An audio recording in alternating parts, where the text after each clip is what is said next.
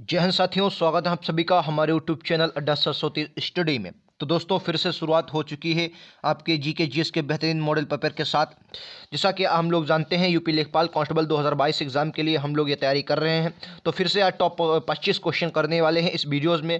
क्या रहता है इन क्वेश्चनों में आपका स्कोर, हमें कमेंट बॉक्स में ज़रूर बताएं और अपना लेवल चेक कर लें किस हिसाब की आपकी तैयारी चल रही है। ठीक है, तो चलिए दोस्तों शुरुआत करते हैं। आज का पहला प्रश्न आपकी स्क्रीन पर ये रहा, बताइए राइट आंसर क्या हो जाएगा।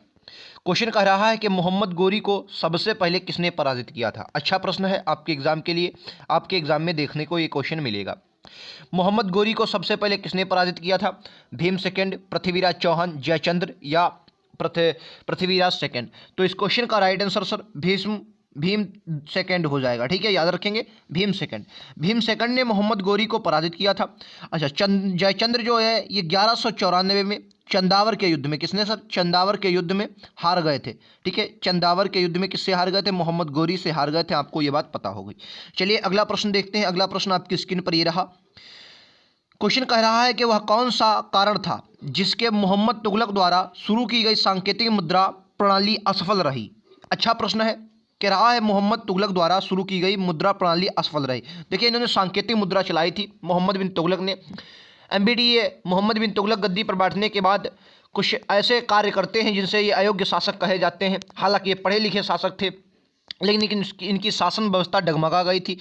तो इसका कारण क्या था? राजकीय टकसाल द्वारा बनाए गए सिक्कों पर किसी विशेष पहचान चिन्ह का ना होना। इन्होंने सांकेतिक मुद्रा चलाई थी, याद रखेंगे।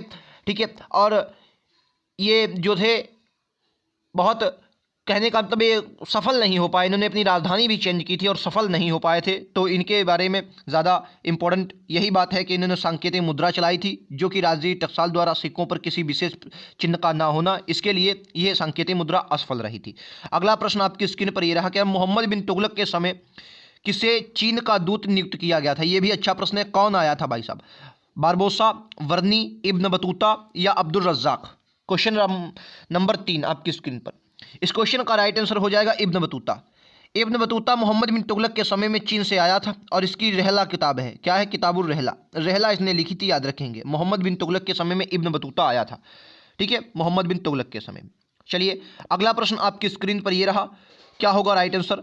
क्या प्रथम धातु निर्मित नर्तकी की मूर्ति कहाँ से मिली है? हड़प्पा, मोहनजोदड़ो, बिलारी, रायगढ़। हिस्ट्री के प्रश्न, उसके बाद ज्योग्राफी, पॉलिटी, करंट अफेयर्स, हर प्रकार के प्रश्न। ठीक है, तो प्रथम धातु निर्मित नर्तकी की मूर्ति कहाँ से प्राप्त हुई सर? इसका राइट आंसर क्या हो जाएगा?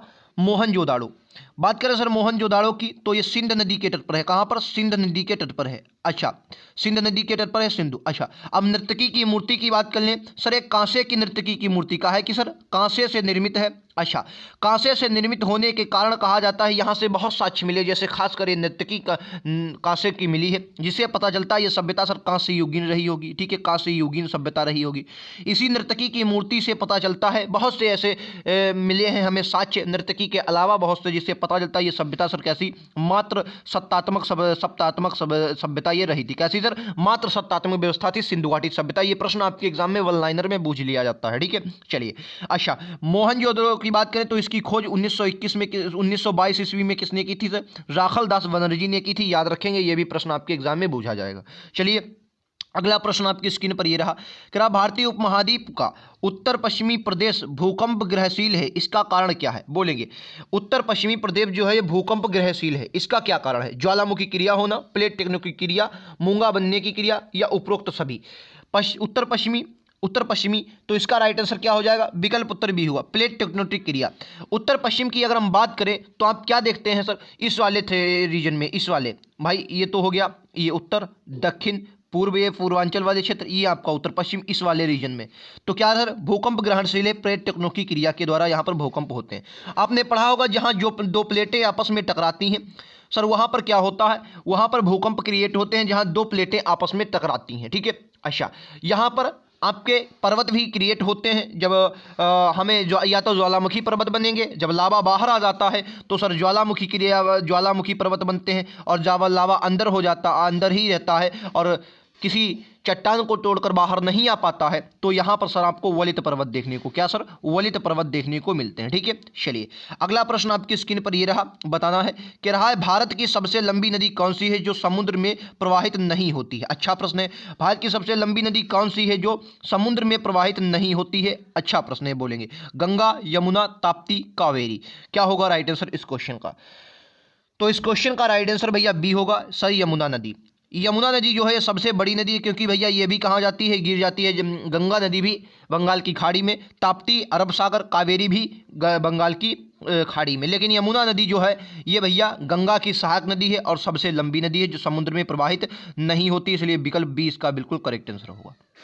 अगले प्रश्न पर चलते हैं। अगला प्रश्न आपकी स्क्रीन पर ये रहा कि दक्षिण भारत की सबसे ऊंची चोटी कौन सी है। दक्षिण भारत की सबसे ऊंची चोटी अन्नाईमुड़ी, दोदेडा, ये दोदा बेटा है, ठीक है, दोदा बेटा है, अमरकंटक या महेंद्रगिरी।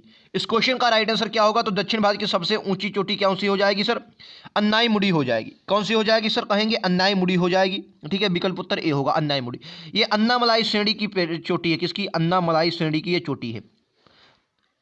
अन्नामलाई श्रेणी की ये चोटी हो जाती है अन्नाईमुड़ी। दोदा बेटा ये नीलगिरी का सर्वोच्च शिखर है। ठीक है, नीलगिरी का सर्वोच्च शिखर कौन सा होता है सर? दोदा बेटा। अगला प्रश्न आपकी स्क्रीन पर ये रहा, निम्नलिखित में से कौन सा क्रम 3 गेहूं उत्पादक राज्यों की दृष्टि से सही है? 3 गेहूं उत्पादक राज्यों की दृष्टि से सबसे सही हो जाएगा। देखिए गेहूं की अगर हम बात करें, ये क्वेश्चन आपके एग्जाम में लेखपाल में 110% मिलेगा। गेहूं में नंबर 1 पर कौन सा आता है? अपना यूपी। ठीक है, यूपी भैया नंबर 1 पर आता है।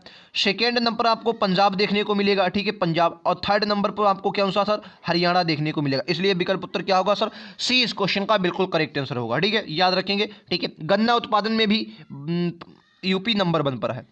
अगला प्रश्न कह रहा है लोकसभा में किसी विधेयक पर, ये बढ़िया प्रश्न है, लोकसभा में किसी विधेयक पर बहस निम्न में से किस स्तर पर होती है? बोलेंगे विधेयक की स्तुति के समय, द्वितीय वाचन में, प्रतिवेदन स्तर में या तृतीय वाचन में। लोकसभा में किसी विधेयक पर जब आम बहस होती है तो किस स्तर पर बहस की जाती है? तो इस क्वेश्चन का राइट आंसर क्या होगा सर? विकल्प उत्तर बी होगा, यानी कि द्वितीय वाचन में ये बहस की जाती है। किसमें सर? द्वितीय वाचन में की जाती है। याद रखेंगे 20 का बिल्कुल करेक्ट आंसर है। अगले प्रश्न पर चलते हैं। अगला प्रश्न आपकी स्क्रीन पर ये रहा, भारतीय संविधान में अवशिष्ट अधिकारों को किसको दिया गया? संघीय सरकार, राज्य सरकार, संघ राज्य दोनों को, या ना संघीय ना राज्य सरकार को? देखिए अवशिष्ट शक्तियां क्या होती हैं? संविधान बनने पर कुछ शक्तियां जो रह गई, जिन्हें संवर्ती सूची, राज्य सूची के सूची में हमने शामिल नहीं कर पाया, उनको अवशिष्ट सूची में विषय को डाल दिया है। ठीक है, अवशिष्ट सूची जो होती है इसकी पूरी की पूरी शक्ति संघीय सरकार के पास होती है। विकल्प उत्तर ए इस क्वेश्चन का बिल्कुल करेक्ट आंसर होगा, याद रखेंगे। ठीक है, चलिए अगला प्रश्न आपकी स्क्रीन पर ये रहा। ये प्रश्न आपको यूपी लेखपाल, यूपी कांस्टेबल सब हर एग्जाम में आपको देखने को मिलेंगे, तो आपके लिए बहुत इंपॉर्टेंट है। डेली मॉडल पेपर होता है शाम को 5 बजे। ठीक है, शाम को 5 बजे आप लोग हमसे ज़रूर जुड़ें। डेली मॉडल पेपर होता है। आपने अभी तक हमारे चैनल को सब्सक्राइब नहीं किया है तो सब्सक्राइब कर लें। आने वाली नोटिफिकेशन के लिए बेल आइकन को दबा लेंगे। कह रहा सरकारिया आयोग, सरकारिया आयोग निम्नलिखित में से किस संबंध में समीक्षा हेतु स्थापित किया गया था? और बहुत इंपॉर्टेंट है सरकारिया आयोग। प्रधानमंत्री द्वारा राष्ट्रपति के मध्य, या विधायिका तथा कार्यपालिका के मध्य, केंद्र तथा राज्य के मध्य, कार्यपालिका तथा न्यायपालिका के मध्य। मतलब किसके संबंधों किस प्रकार समीक्षा हेतु तैयार किया गया था?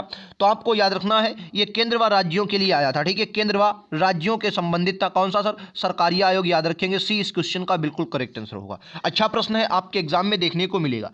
अगले प्रश्न पर चलते हैं। अगला प्रश्न आपकी स्क्रीन पर यह रहा, क्या भारतीय संविधान के अनुच्छेद 356 में, साफ नहीं दिख रहा होगा लेकिन मैं बता देता हूं, अनुच्छेद 356 के अंतर्गत राष्ट्रपति शासन सर्वप्रथम कहां लागू हुआ था? क्वेश्चन ये पूछा गया कि 356 का जो अनुच्छेद है जिसमें राष्ट्रपति शासन की बात की गई है, राष्ट्रपति शासन की बात की गई है, सबसे पहले किस राज्य में लागू हुआ था? आपको यह बताना है सबसे पहले किस राज्य में लागू हुआ था। इस क्वेश्चन का राइट आंसर विकल्प उत्तर सी होगा, पेप्सू में लागू हुआ था। कहां सर? पेप्सू में लागू हुआ था, याद रखेंगे। और सबसे ज्यादा बार राष्ट्रपति शासन कहां लगा है? कमेंट बॉक्स में इसका भी जवाब आप लोग हमें जरूर देंगे। अगले प्रश्न पर चलते हैं। अगला प्रश्न, क्या कौन सा पदार्थ प्रकाश संश्लेषण में के दौरान अपचयित होता है? साइंस भी आपके एग्जाम में बूझ ली जाती है, तो आपको बताना है प्रकाश संश्लेषण के दौरान अपचयित होता है कार्बन डाइऑक्साइड, ग्लूकोज, जल या ऑक्सीजन। इस क्वेश्चन का राइट आंसर क्या होगा? राइट आंसर इस क्वेश्चन का विकल्प उत्तर ए होने वाला है sir, carbon dioxide. Carbon dioxide जो होता है ये सर क्या करता है? प्रकाश संश्लेषण के दौरान अपचरित हो जाता है। याद रखेंगे विकल्प उत्तर ए इस क्वेश्चन का बिल्कुल करेक्ट आंसर होने वाला है। अगले प्रश्न पर चलते हैं। अगला प्रश्न आपकी स्क्रीन पर ये रहा, कह रहा न्यूट्रॉन वे कण होते हैं जिनमें ऋणात्मक आवेश होता है, धनात्मक आवेश होता है, कोई आवेश नहीं, इनमें से कोई नहीं। क्या होगा राइट आंसर बताइए। जो न्यूट्रॉन होते हैं ये आपको हमेशा याद रखना, इनमें कोई आवेश नहीं होता, ठीक है, इनमें कोई आवेश नहीं होता है, याद रखेंगे। विकल्प उत्तर सी इस क्वेश्चन का बिल्कुल करेक्ट आंसर है। अगले प्रश्न पर चलते हैं। अगला प्रश्न आपकी स्क्रीन पर यह रहा। क्या संयुक्त राष्ट्र महासभा ने किस तिथि को अंतरराष्ट्रीय आर्गेनिया दिवस के रूप में घोषित किया है? बोलेंगे, अंतर्राष्ट्रीय आर्गेनिया दिवस के रूप में घोषित किया है संयुक्त राष्ट्र महासभा ने किस तिथि को अंतर्राष्ट्रीय आर्गेनिया दिवस के रूप में घोषित किया है? इस क्वेश्चन का राइट आंसर क्या होगा बताएंगे। तो राइट आंसर इस क्वेश्चन का भैया डी होगा, यानी कि 10 मई। कौन सा सर? 10 मई इस क्वेश्चन का बिल्कुल करेक्ट आंसर होगा। 10 मई को घोषित किया है आर्गेनिया दिवस के रूप में। अगला प्रश्न एक और लीजिए, यह भी अच्छा प्रश्न है, करंट का क्वेश्चन है कि कौन सी अंतरिक्ष एजेंसी 2022 में DOG first mission to moon launch करेगी? यह भी अच्छा प्रश्न है। ISRO, NASA, JAXA, SpaceX. इस क्वेश्चन का राइट आंसर विकल्प उत्तर डी होगा, यानी कि स्पेस एक्स जो है ये लॉन्च करेगी। विकल्प डी इसका बिल्कुल करेक्ट आंसर है, याद रखेंगे, अच्छा प्रश्न है। एक और प्रश्न देखिए आपकी स्क्रीन पर ये रहा कि अंतर्राष्ट्रीय न्यायालय के अध्यक्ष बनने वाले प्रथम भारतीय कौन थे? गजेंद्र सिंह, नरेंद्र सिंह, अशोक शर्मा, प्रहलाद दुबे। अंतर्राष्ट्रीय न्यायालय की बात करें तो इसका मुख्यालय सर कहाँ हो जाता है? द हेग, जिसे राजधानी न्यायालयों की राजधानी कहा जाता है। द हेग में आपका अंतर्राष्ट्रीय न्यायालय स्थित है। इसके जो प्रथम अध्यक्ष थे आपको याद रखना है, इस क्वेश्चन का राइट आंसर विकल्प उत्तर बी होने वाला है, नागेंद्र सिंह। नागेंद्र सिंह जो थे ये सबसे पहले बनाए गए थे, भारत के प्रथम भारतीय अध्यक्ष थे जो अंतर्राष्ट्रीय न्यायालय के अध्यक्ष बनाए गए थे। अगले प्रश्न पर चलते हैं। अगला प्रश्न आपकी स्क्रीन पर यह रहा कि मानव विकास रिपोर्ट किसके द्वारा जारी की जाती है? यह भी अच्छा प्रश्न है। संयुक्त राष्ट्र संघ, संयुक्त राष्ट्र विकास कार्यक्रम, विश्व स्वास्थ्य संगठन, यूएन, ICEF द्वारा। बताइए राइट आंसर क्या होगा। इस क्वेश्चन का राइट आंसर विकल्प उत्तर बी होगा, यानी कि संयुक्त राष्ट्र विकास कार्यक्रम के द्वारा। जी हाँ, संयुक्त राष्ट्र विकास कार्यक्रम के द्वारा आपकी कौन सी मानव विकास रिपोर्ट जारी की जाती है? याद रखेंगे बी विकल्प इसका बिल्कुल करेक्ट आंसर होगा। एक और प्रश्न देखिए आपकी स्क्रीन पर यह रहा, राइट आंसर क्या होगा। क्या क्रिकेट में संबंधित प्रेमदासा स्टेडियम कहाँ स्थित है? क्रिकेट से संबंधित प्रेमदासा स्टेडियम कहाँ स्थित है बोलेंगे तो प्रेमदाता स्टेडियम याद रखेंगे ये आपका कोलंबो में स्थित। कहाँ सर? कोलंबो में स्थित है, याद रखेंगे, ठीक है। विकल्प उत्तर सी इस क्वेश्चन का बिल्कुल करेक्ट आंसर। कहां सर? कोलंबो में स्थित है, याद रखेंगे। ये भी आपके एग्जाम में क्वेश्चन 110% देखने को मिलेगा। अगला प्रश्न देखते हैं, ये लीजिए आज का अंतिम प्रश्न। क्या विश्व का कौन सा कार्बन निगेटिव देश कौन सा है? विश्व का शीर्ष कार्बन निगेटिव देश कौन सा है? भूटान, सिंगापुर, जापान या स्वीडन? राइट आंसर इस क्वेश्चन का लैंड ऑफ थंडरबोल्ट जिसे कहा जाता है भूटान होगा, याद रखेंगे, ठीक है। ये प्रश्न आपके एग्जाम में 110% देखने को मिलेगा। 20 प्रश्न थे, 25% नहीं हो पाए पीडीएफ में, 20% थे। क्या स्कोर रहा आपका कमेंट बॉक्स में हमें ज़रूर बताएं। और ऐसे ही लगातार मॉडल पेपर के लिए आप हमारे साथ जुड़ जाइए। शाम को 5 बजे डेली क्लास होगी, बेहतरीन क्लास होगी। मिलते हैं अगले वीडियोज़ में, आज के लिए इतना ही। Thank you.